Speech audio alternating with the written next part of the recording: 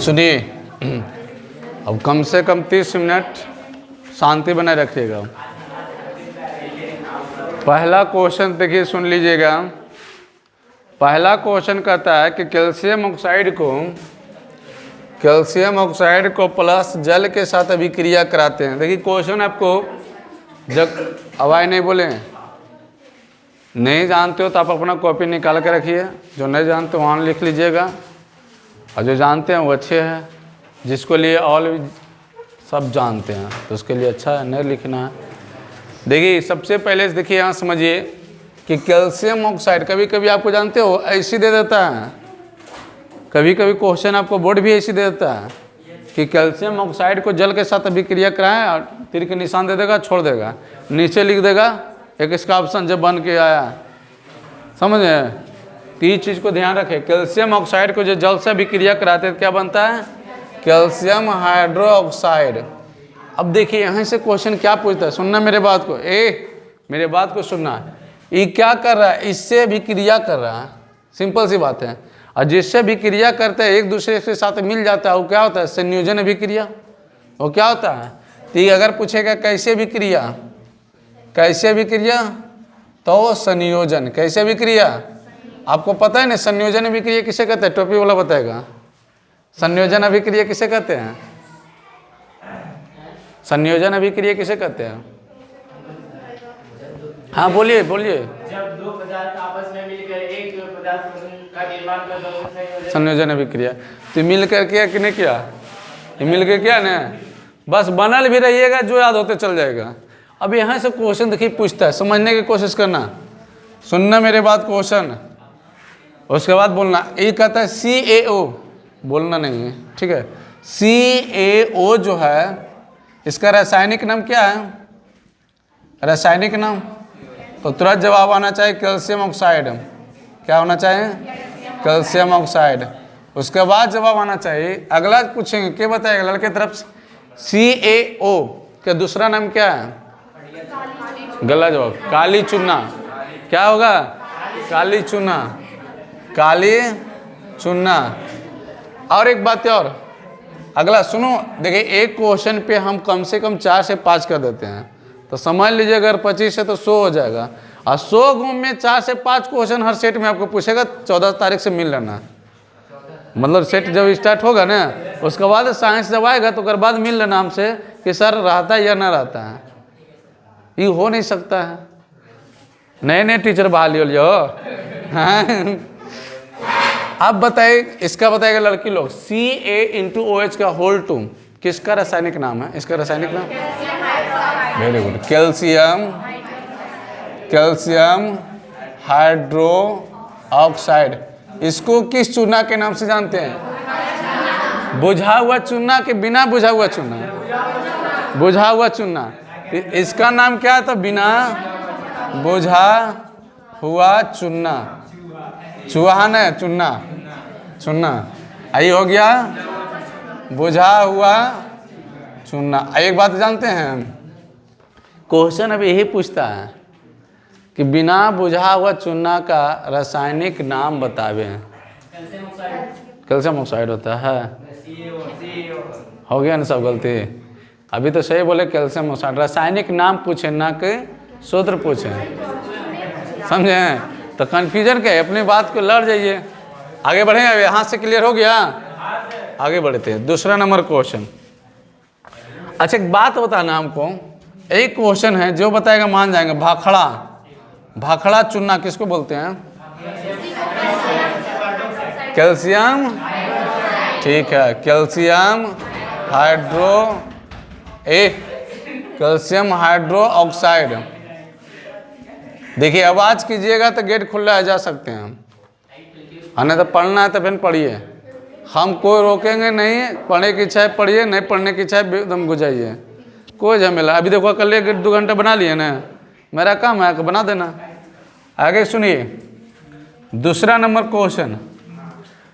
दूसरा को होता है, अब जरा इससे बहुत अच्छा क्वेश्चन है, Fe के कॉपर से कॉपर सल्फेट की अभिक्रिया क्या है। तो एक बताना, 10वें वाला की क्वेश्चन पूछेंगे, ठीक है। जैसे लोहा को कॉपर सल्फेट की अभिक्रिया, कॉपर सल्फेट, अच्छा एक बात बता, कॉपर सल्फेट क्या है, विलयन है, जलीय विलयन है। अब एक बात बताना, कॉपर से लोहा अत्यधिक क्रियाशील है कि कम है। क्वेश्चन मेरे गौर से सुनना, कॉपर से लोहा अधिक क्रियाशील है, हाँ, कॉपर कम है, इसलिए अधिक होने के कारण कॉपर को अपनी लाइफ से हटा देना। पैसे ही पैसा आधे ना, जिसके पास पैसा है, गरीब लड़का जो कोई साथ नहीं रहता है, बोले बाहर निकालो, क्या होगा, तो क्या बना, FeSO4 प्लस Cu। तो अब पूछेंगे ये कौन सी अभिक्रिया है, विस्थापन अभिक्रिया। कौन सी अभिक्रिया, तो अभिक्रिया के बात बोलें, अभिक्रिया के बात बोलें तो एकल विस्थापन क्या होगा, एकल विस्थापन अभिक्रिया होगा, ठीक है।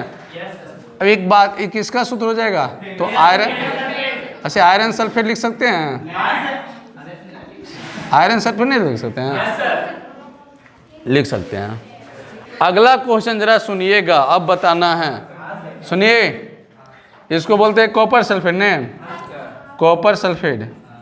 एक क्वेश्चन अब जरा सुनिएगा, बहुत अच्छा क्वेश्चन है कि सुनिए, अगर यहाँ से जरा सुखाता है सबसे अधिक अभिक्रियाशील तत्व, और दूसरा अब बताना, सुनना मेरे बात गौर से, कि हाइड्रोजन के बाद सबसे कम अभिक्रियाशील तत्व। अब बताओ, जवाब दो, अब जवाब दो। पहला में क्या, पोटेशियम, उसके बाद सोडियम, उसके बाद कैल्शियम, 3 को याद रखना है। अब हाइड्रोजन के बाद सबसे कम, अब बोलो, हो गया। इसके बाद सबसे बाद होता है चांदी, सबसे नीचे कचो तक, पहले देखिए हाइड्रोजन, फिर कॉपर ऊपर नीचे है, कॉपर नीचे के बाद पारा है, फिर सोना है, फिर चांदी है, इस तरह से बढ़ते चल जाएगा।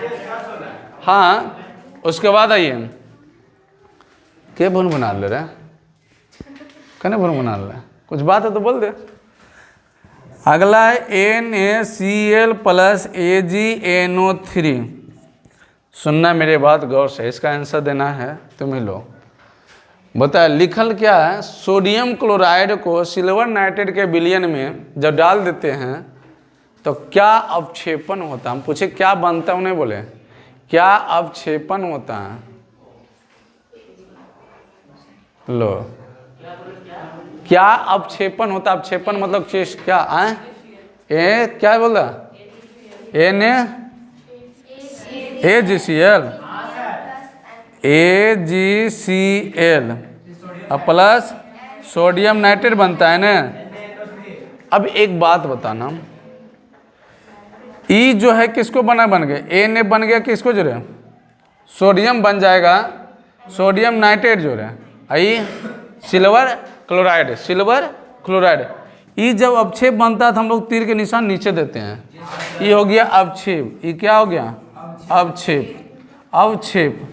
अवक्षेप बना। लेकिन अगर यही क्वेश्चन पूछता है कि सोडियम क्लोराइड को सिल्वर नाइट्रेट के विलयन में डाला जाता है तो क्या बनता है, क्वेश्चन अगर ऐसे रहा तो हाँ, हम बोले क्या बनता है, हम इन्हें क्या सोडियम नाइट्रेट बनता है, अवक्षेप क्या प्राप्त होता है, तो सोडियम क्लोराइड प्राप्त होता है। अब बोलेंगे इस तरह दिया गया जो समीकरण है, दिया गया समीकरण कैसे विक्रिया है, तो क्या जवाब दीजिएगा, द्विविस्थापन अभिक्रिया। क्या जवाब आएगा, द्विविस्थापन अभिक्रिया। कोई दिक्कत नहीं। AgNO3 किसका सूत्र, सिल्वर नाइट्रेट। NaNO3 किसका सूत्र? Sodium nitrate. AgCl silver chloride. Clear हो गया यहाँ तक? आगे बढ़ते हैं हम। अब सुनिए, आप पढ़े होंगे LPG, पढ़े हैं ना? अब बताइए, 9 सबको सब हम पढ़ाए हैं। तो LPG क्या है? गैस है। इसका पूरा नाम क्या होता है? Liquefied petroleum gas. Liquefied petroleum gas. लेकिन हम पूछना चाहते हैं कि LPG गैसों में कौन कौन सी गैस का मिश्रण है? क्या होगा? गैस, एक मिनट, गैसों में, गैसों का मिश्रण, गैसों का मिश्रण। कोई लड़की लोग खड़ा होकर बोलेगी तब मान जाएंगे। हाँ बोलो। ब्यूटेन, ब्यूटेन, प्रोपेन और एथेन। ठीक है, अभी रुको ना। हाँ अच्छा, बैठ जाओ, अभी रुको, पूछने तो प्रमुख गैस कौन इसका हो जाएगा। अब बैठ जाइए। अब जरा तुम लोगों ने तीनों को बता देना, ये दोनों का सूत्र बताओ या तीनों का। जैसे ब्यूटेन का सूत्र, अनुसूत्र पूछ रहे हैं, ब्यूटेन का अनुसूत्र, इसका अनुसूत्र होगा C4H10, इसका होगा C3H8, इसका क्या होगा? C2H6, इथेन का है ना। लेकिन एक बात बताइए, एक इसी में अगर आता है, ये किसका सदस्य है? ये किसका सदस्य है? हाँ, एल्केन का है ना। तो अब एक बात आप बताइए, एल्केन का जो होता है, एल्केन का पहले समान सूत्र तो जानकारी होना चाहिए। समान सूत्र क्या होता है? CnH2n + 2। एक होता है अब यहाँ होता है एल्कीन, अद करना है। एल्कीन का समान सूत्र क्या होता है? CnH2n। अब होता है एल्काइन, एल्काइन के क्या होता है? CnH2n-2। एक बात बताए, ये किसका सदस्य है? ये किसका सदस्य है? अच्छा, किसको सदस्य बन रहा है? ठीक है, सब तो इसी का नहीं होगा, एल्केन का। अब आगे बढ़े, इतना से क्लियर? अच्छा एक बात बताए, इसका तब बता दिए सभी, इसका प्रथम सदस्य बताइए तो। प्रथम सदस्य जगह नहीं, उन्हें नहीं दिखाई देगा ना। हो रुको, यहाँ तक क्लियर हो गया ना। अब बताइए, और लास्ट में खत्म होगा तो खड़ा कर करके पूछेंगे 5-5 क्वेश्चन, इसलिए गौर से सुनते जाना है, समझे? ताकि हम भी तो जाने कि आप लोग थोड़ा ध्यान देते हो या नहीं देते हो। 5 क्वेश्चन हर स्टूडेंट। अब एक बात हमको बताइए, हम लिखें क्या? CnH2n का प्रथम सदस्य, हम ऐसे भी लिख सकते हैं क्या? नहीं लिख सकते हैं? लिख सकते हैं ना।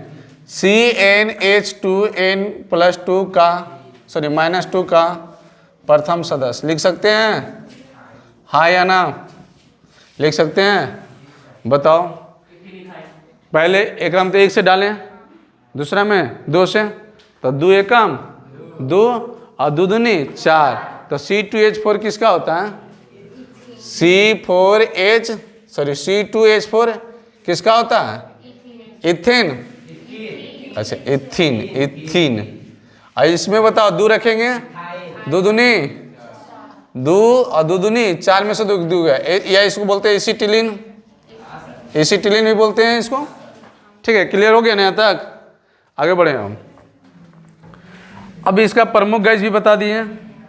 एक होता है, इसी के बाद चर्चा हो रहा था अभी। अब LPG गैस में, क्या LPG गैस गंध देता है? नहीं देता। लेकिन हम कौन सी गैस मिलाते हैं जो गंध पता कराता है? अच्छा, बहुत अच्छा है, कह सकते हैं इथिल मैर कैप्टन। क्या करता है? ये गैस गंध देता है, मिला देने पर क्या करेगा? ये गंध उत्पन्न करेगा। क्या उत्पन्न करेगा?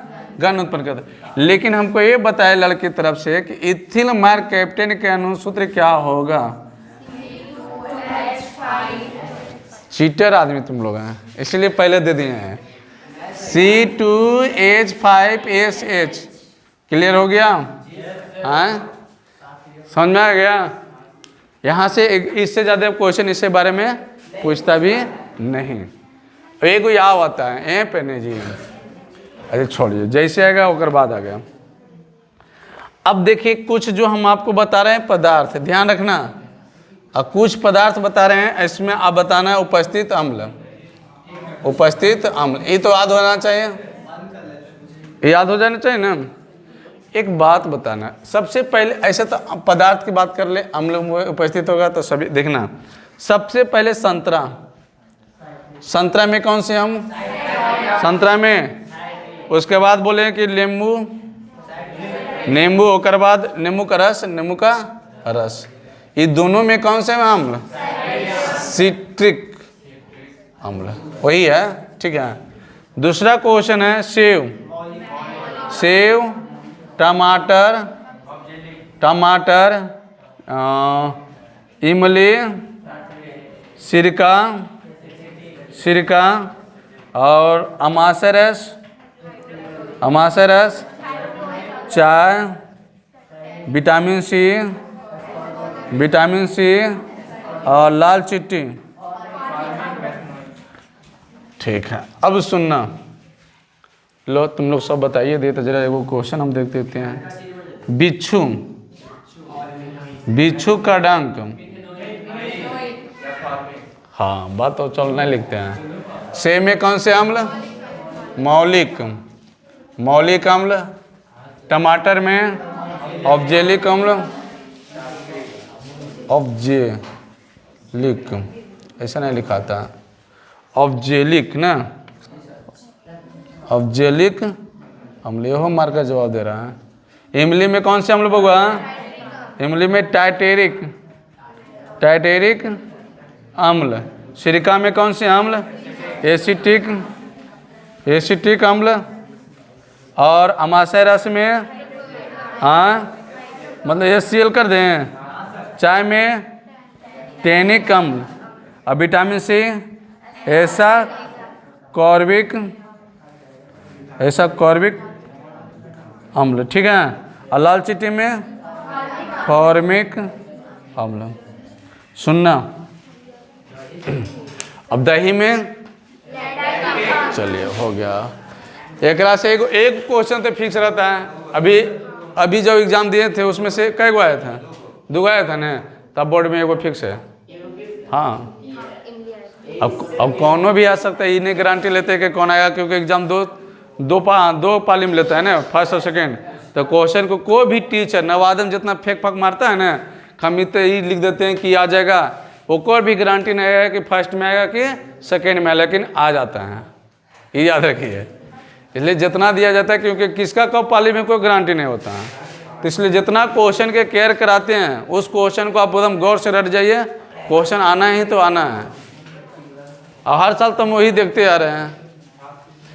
अब बताइए, लाल चिट्टी में फॉर्मिकल को दूसरा नाम मेथोनोइक अम्ल, ठीक है। विटामिन सी का रासायनिक नाम, रासायनिक नाम ऐसा कार्बिक, ठीक है। विटामिन सी का कौन सा अम्ल पाया जाता है, ऐसा कॉर्बिक। चाय में देखिए, चाय के जो आदत लगाते हैं ना, अब बहुत खराब आदत है। चाय के क्या पीती है सुबह शाम,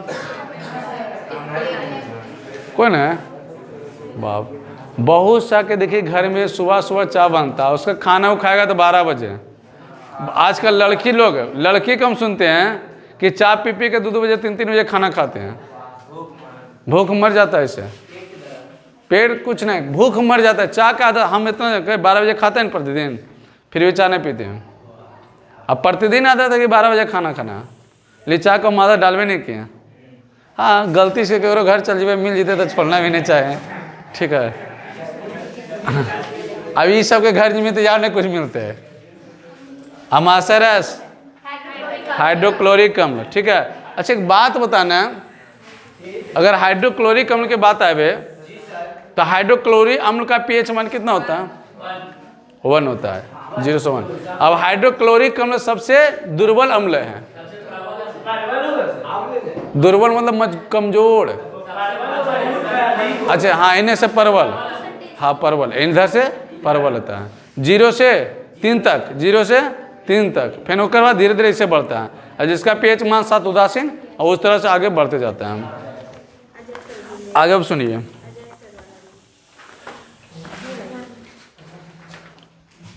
मीठा दें?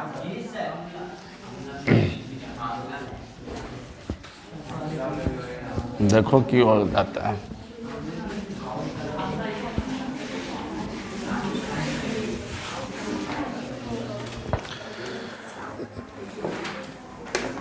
अब सुनिए, अच्छा अम्ल तो समझते हैं। अम्ल जो है एक होता है लिटमस पत्र, ठीक है, ये क्या है? सूचक है। ये क्या है? तो अम्ल जो है अपना रंग बदलता है। जब लिटमस में नीला से क्या कर देता है? नीला से लाल कर देता है। क्वेश्चन पूछता है अम्ल जो है लिटमस पत्र में नीला से क्या कर देता है? लाल। और एकर उल्टा एक होता है क्षार। क्षार क्या करता है? लाल से क्या करता है? नीला करता है। याद रखना ये दोनों को, ये दोनों कभी भी टपका सकता है, समझे? तब जरा सुनिएगा, ये सूचक लेते हैं। ये सूचक है, ये अम्लीय है और ये क्षारीय। समझिएगा गौर से। सूचक देखिए कई गो होता है, लेकिन प्राकृतिक सूचक लिटमस, ठीक है। अब देखिए सूचक होता है, एक होता है अभी बताया लिटमस, लिटमस, एक होता है मिथिल ऑरेंज, मिथिल ऑरेंज, और एक होता है कची फिनॉल फेथिलीन, ठीक है। एक होता है हल्दी, चुकंदर, ठीक है, लाल गोभी का पत्ता। देखिए सुनिए, आप लोग में ये सब नहीं पूछता है, नहीं। गलती से कागो में दे देगा तो अलग बात है, सेट में कागो मिलेगा, लेकिन कंपटीशन में जानता है कि सब पगला कभी से रटते रहता है, इसलिए यही सब देता है उठा उठा के, समझे? आई सब को जल्दी आधीन होता है। ये तो दो के याद हो गया, इन्हें से कर देते हैं। अब जो एक पहले क्या होगा? नीलन हो, नीला से क्या करेगा? लाल। ओ, लाल से नीला, लाल से नीला। अब एक बात बउआ, अब रंग परिवर्तन करेगा तो लाल से क्या कर देगा? पीला, पीला। अब इसका तो रंगीन, कोई रंगीन है, कोई रंगीन है। इसके बाद क्या करेगा? गुलाबी,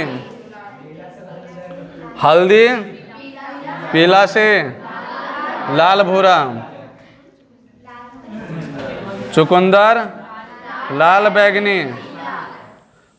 से पीला, लाल गोभी से लाल, बैगनी से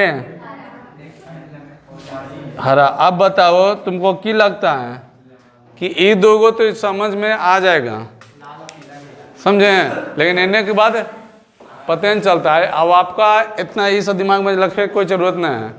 लिटमस पता रखिए, कागो मिथिल, यहाँ तक दो गो याद कर लीजिए। उसके बाद आपको सेट में हो दोनों पूछेगा कभी कभी। हल्दी वाला पूछा था, अच्छा, तो सेट वे तक पूछता है, मेन एग्जाम तक नहीं जाता है वो। तो गलती हो क्या करवा? तो गलती हो के लिए तीसरा दिए हैं ताकि अब गलती ना हो। कुछ कुछ तो पढ़ना पड़ेगा ना, नहीं गलती लाने के लिए ना। अब ऐसे ही जान लीजिए, एक बात समझिए कि आप लोग के इतना बार पढ़ा दिए फिजिक्स केमिस्ट्री के कि 40 गो के मुन के भी मार लो, क्योंकि 80 गो देता है। अरे कितनों हार्ड देगा तो 20 गो हार्ड देगा कि छू नहीं सकते। मान लो कितनों हार्ड दिया तो 10 गो क्वेश्चन नहीं छू सकते हैं, लेकिन इतने तो टच करिए देते हैं। तो 40 गो तक मुन के मार दीजिएगा। किताबा ज़्यादा देगा? नहीं देगा। पढ़ लें इसको, आए पूछेंगे आप, ध्यान रखना। इसको पढ़ लीजिए। लिटमस रंग को क्या परिवर्तन करता है? लाल से नीला, मिथाइल के लाल से पीला, फिनोतिल के कोई रंगीन नहीं तो रंगीन से गुलाबी, हल्दी के, ठीक है, चुकंदर के लाल, पत्ता गोभी। चलिए, ओकर बाद कहानी खत्म हो गया ना। अब सुनिए, सबसे अधिक क्रियाशील, सबसे अधिक क्रियाशील तत्व, कम से कम 3 गो याद रखेगा, कम से कम 3 गो। पहला का जी कैल्शियम, हाँ सोडियम, और ज़्यादा चर्चा तो नहीं केकरा पर रहा है, अपोटेशियम पर रहता है। ठीक है, अब ऑप्शन भी ऐसी दिले रहते, ऑप्शन भी आपको इसी तरह से रहेगा कि सबसे अधिक क्रियाशील तत्व कौन सा। अगर बोले सबसे कम क्रियाशील तत्व बताइए तो। सबसे कम, पीछे से आ जाना, पीछे से सोना, चांदी, पारा, कॉपर। अब देखिए हाइड्रोजन तक घेर दिए हैं, है ना। हाइड्रोजन के जितना भी है, हाइड्रोजन का जितना भी नीचे है, सभी जो है अम्ल से अभिक्रिया नहीं करता है। तब बात गया हाइड्रोजन से जितना नीचे कौन कौन सा है, ई है, कॉपर, पारा, चांदी, सोना। किससे नीचे है, दिमाग दौड़ाना, हाइड्रोजन से नीचे। नहीं तो दिया गया वहाँ देखिए कि रंगा हुआ भाग है ना। तो ये सभी जो धातु है ये किससे अभिक्रिया नहीं करता है, ये जो है सोना, चांदी, पारा, कॉपर, ये सभी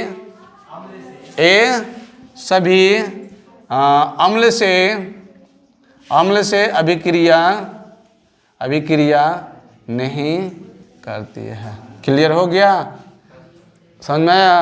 ये सभी क्या है, अभिक्रिया नहीं करता है। अगर क्वेश्चन पूछ दिया जाए कि बताइए सबसे कम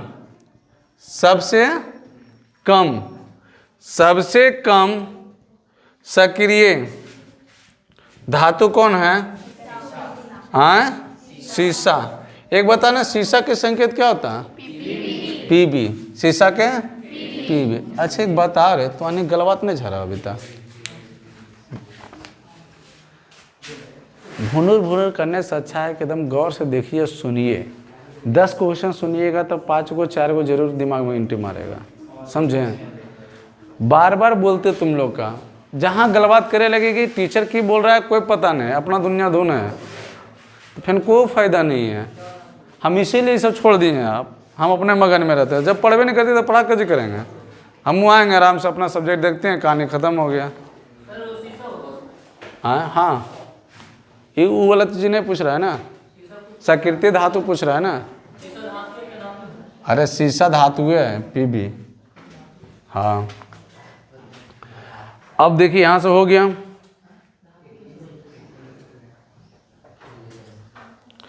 अच्छा एक बात बताइए, देखिए नाइट्रिक अम्ल का सूत्र बोलिएगा कोई,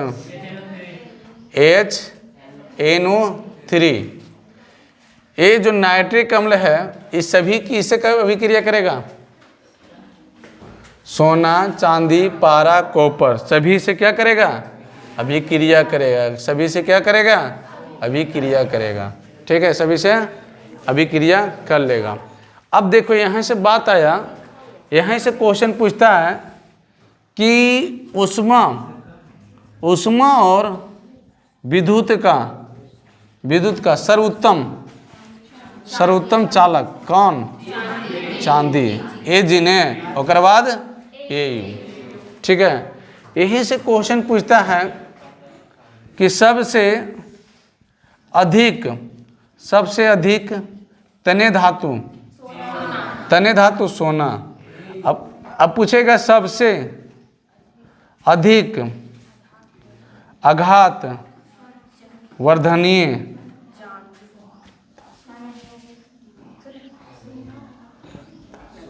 वर्धनीय धातु क्या, सोना, चांदी। सोना होगा, सोना और चांदी। ठीक है, बात रह गया पारा का। तो पारा तो जानवे करते कौन अवस्था में रहता है। ये तो बात कभी भी पूछेगा कि धातु दर अवस्था में कौन रहता है, पारा। कौन सा, पारा। अभी यहाँ बात कर लिया धातु दर अवस्था में कौन रहता है, अवस्था, तो ब्रोमीन बी। यार यहाँ तक कोई दिक्कत यहाँ तक क्लियर हो जाएगा ना, कोई दिक्कत नहीं होना चाहिए। अब सुनिए, यहाँ तक क्लियर है। अब इसको मिटाने दो।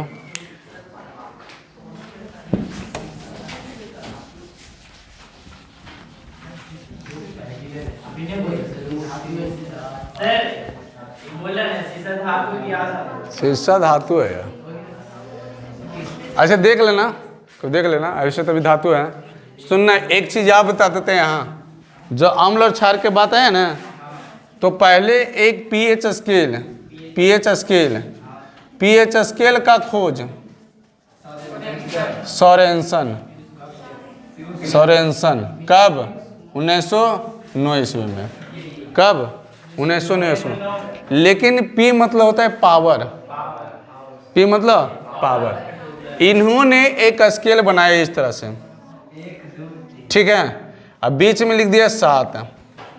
ये स्केल के इधर से चलिए 0 से स्टार्ट किया, कितना से, तो 1 2 3 4 5 6 7, मान लो 6 तक दे दिए, 6, ठीक है, क्लियर।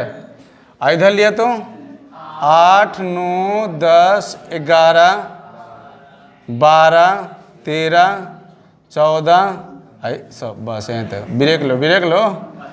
मतलब कि सोरेनसन ने जो स्केल पीएच का स्केल दिया वो 0 से लेके 14 तक के अंकित किया था, ठीक है।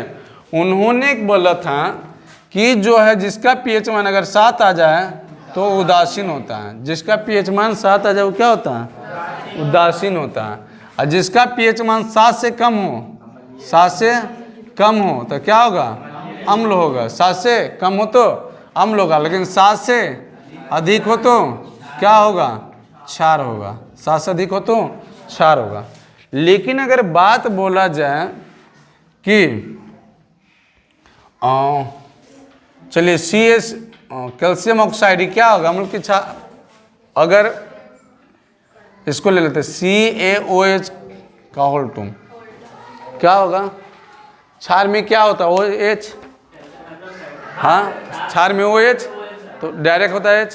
अम्ल में हाइड्रोजन होता है, हाइड्रोजन H होता है, जैसे हाइड्रोक्लोरिक अम्ल, ये सब क्या है, अम्ल है। अब बताना हमको ये क्षार है, अब बताने H2SO4 ये क्या है, क्या है, अम्ल है, ये क्या है, अम्ल है। और ये नाइट्रिक अम्ल ने HNO3, HNO3 क्या है, अम्ल है, ठीक है। और चले रहने दे, जैसे जैसे आएगा वैसे। अब बताइए CH3COOH ये क्या है, CH3COOH, गलत जवाब। पहले ही बताओ किसका सूत्र है, उसके बाद एसिटिक अम्ल किसका है, ये अम्ल हो गया। ये किसका सूत्र है, एसिटिक अम्ल। कुछ समझ में आ रहा है कि दिमाग से बाहर जा रहा है, हैं? लो आगे बढ़ें। अब चलिए, ज़्यादा नहीं है, 10 मिनट या लगेगा, मिटा दें। लिखने की कोई ज़रूरत नहीं है।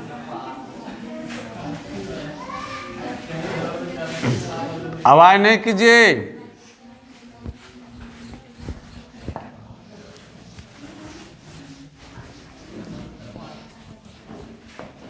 अरे भीना ले जाओ। अब सुनिए, हम लोग जो पढ़े हैं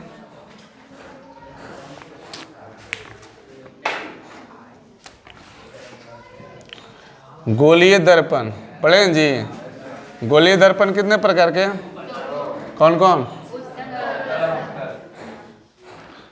गोलीय दर्पण 2 प्रकार के।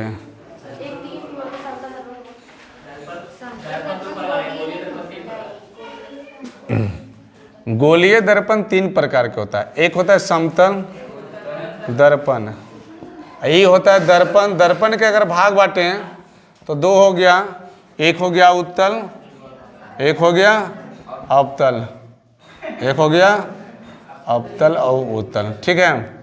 देखिए समतल दर्पण में जो क्वेश्चन पूछता है वही बताते हैं। 2 क्वेश्चन इससे ज़्यादा पूछता है। एक पूछता है समतल दर्पण का फोकस दूरी, फोकस दूरी या वक्रता त्रिज्या, या वक्रता त्रिज्या। फोकस दूरी है तो मतलब अनंत है, तो ये भी है अनंत। एक क्वेश्चन पूछता है कि समतल दर्पण का आवर्धन तो होता है, कभी कभी प्लस माइनस देता है, लेकिन प्लस वाला मानना अगर ये क्वेश्चन दे दे प्लस माइनस तो प्लस माइनस पर माना, लेकिन प्लस वाला आपको सेट में देगा, ये ध्यान रखना। एक पूछता है समतल दर्पण का, समतल दर्पण का, समतल दर्पण में बना प्रतिबिंब, बना प्रतिबिंब क्या होगा?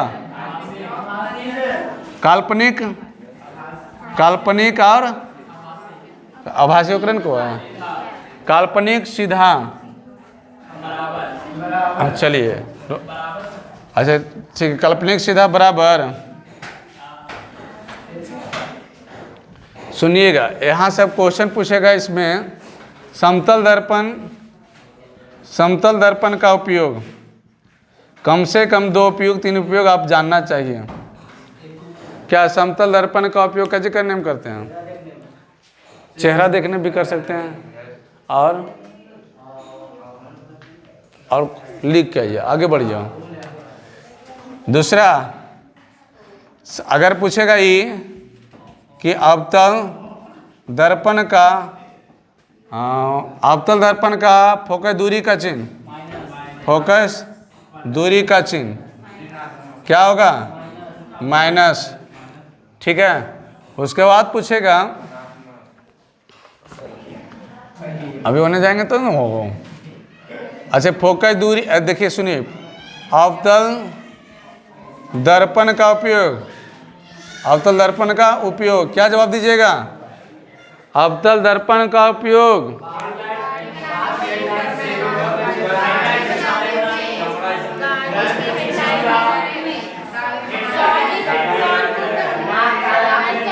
अच्छा हो गया, शांत, आवाज नहीं, हो गया, सुन लिए, सुन लिए, ज़्यादा नहीं।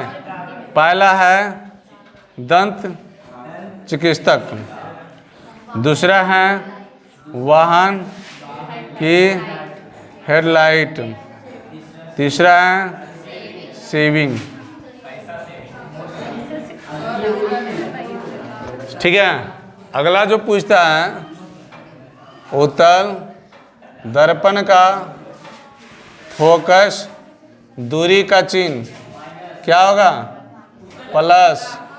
ठीक है, इसका उपयोग, इसका उपयोग गाड़ी के साइड मिरर के रूप में, ठीक है, गाड़ी के साइड मिरर, और जो रहेगा आप लोग लिख लीजिएगा दूगो।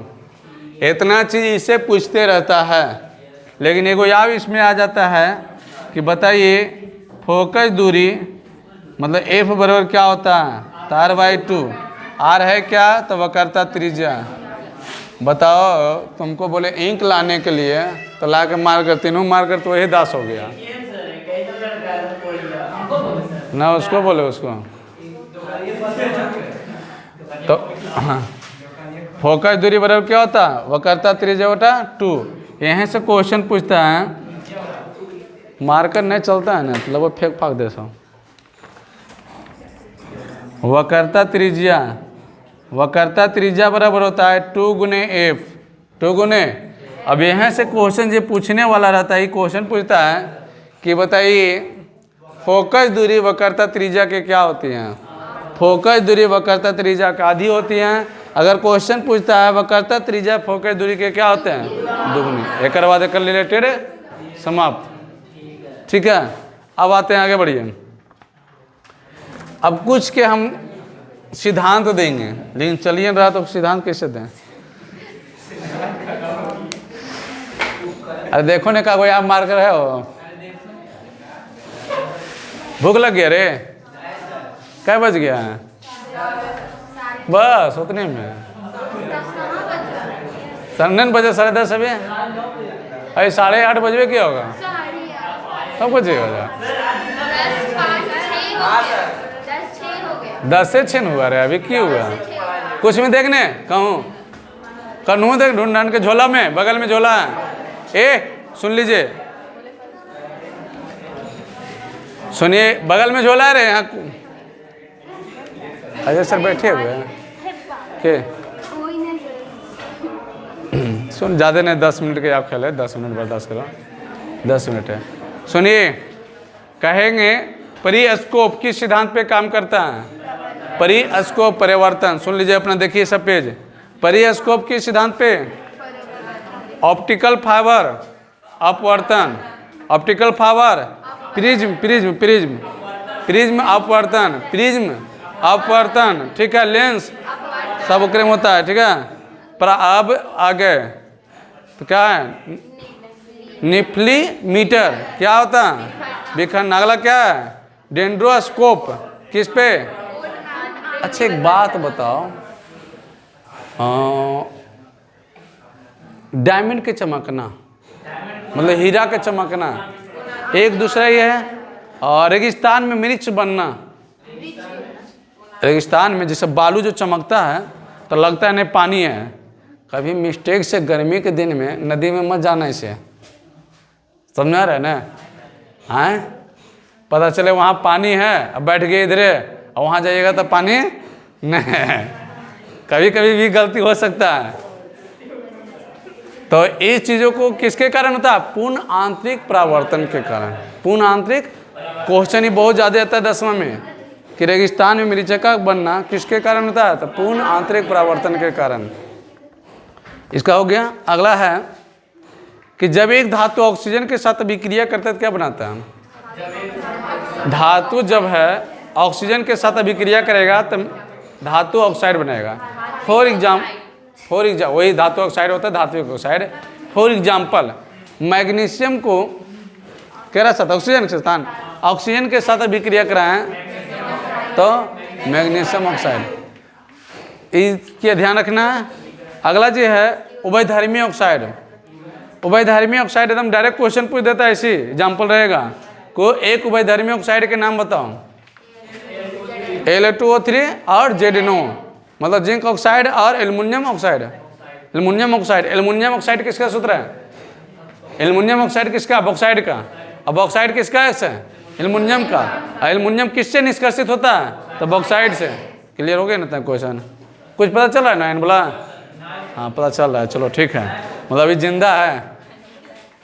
हाँ, अगला कोयला का जलना कैसे? तो C+O2 तो CO2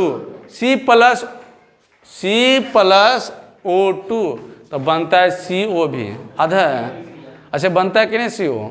C+O2 तीर के निशान CO भी और C+O2 तीर के निशान CO2। लेकिन दोनों में क्या खेल है? दोनों में खेल यही है कि अगर कार्बन सही ढंग से नहीं जल रहा है तो कार्बन मोनोऑक्साइड देता है, और कार्बन सही से जल रहा है तो कार्बन डाइऑक्साइड देता है। कितना अच्छा क्वेश्चन बता दिए। आगे बढ़े। धातु अम्ल के साथ अभिक्रिया करके कौन सी गैस देता है? धातु ये देखो रासायनिक गुण है कि नहीं? कुछ कुछ तो रासायनिक गुण इसमें छापा हुआ है। धातु जो है किसके साथ?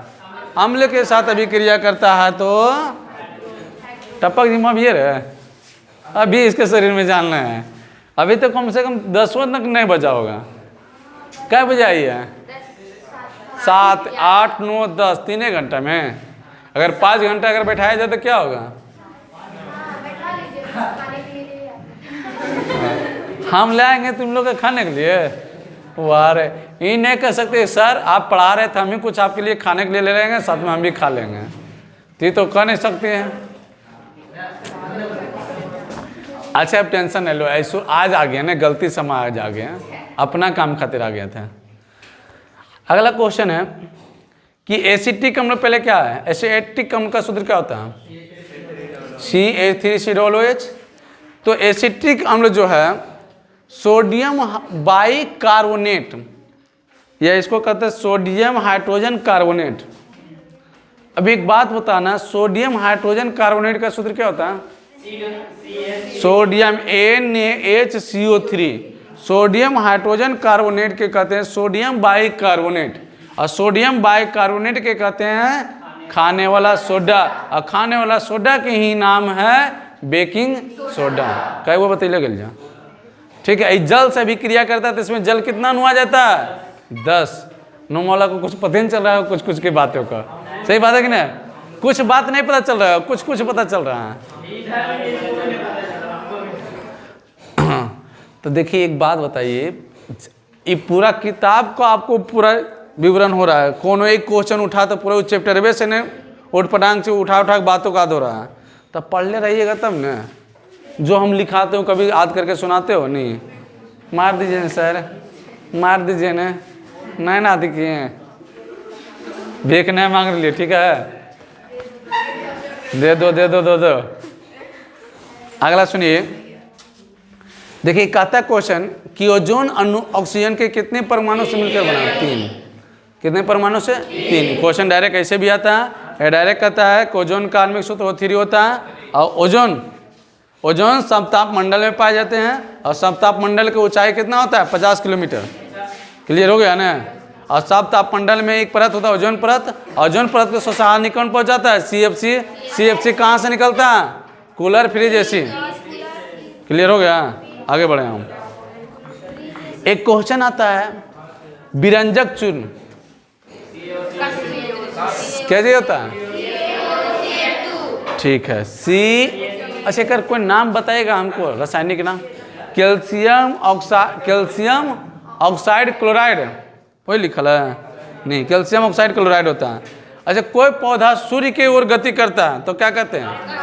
प्रकाश अनुवर्तन। ठीक है, ये बायोलॉजी में आप लोग पढ़े होंगे, क्योंकि बायोलॉजी तो कहने नहीं, आप लोग अच्छे से टीचर, इतना अच्छा टीचर से पढ़ते हैं। है था तो छोड़ना नहीं चाहिए ना मान। अच्छा, अब ये तो जानकारी कितना बार बता चुके हैं। अच्छा, एक बात होता है, कोई लड़की तरफ चाहे लड़का तरफ, मानव में दृष्टि दोष क्या है? मानव में दृष्टि दोष क्या है? डिफिनेशन पूछे हम। जी हाँ, डिफिनेशन। मान दृष्टि दोष जिसको दिखाई ना देना, वो किसे कहते हैं? खड़ा बोलिए, बोलिए खड़ा होकर। जिसको जो इच्छा करे बोलिए, लेकिन बोलने की कोशिश करिए। मुंह नुकाने से कुछ होता है रे? जानते हो? सुनो सुनो सुनो सुनो, एक बात सुनो।